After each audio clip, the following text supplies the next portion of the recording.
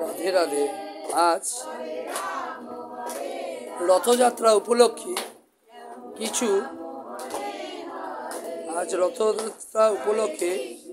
কিছু ভক্ত প্রভুর কাছ থেকে নাম প্রসাদ পেয়েছেন। সেই উপলক্ষে ভগবানের কাছে ভোগ লাগানো হয়েছে। আপনারা সেই ভোগ দর্শন করুন, প্রভুকে দর্শন করুন।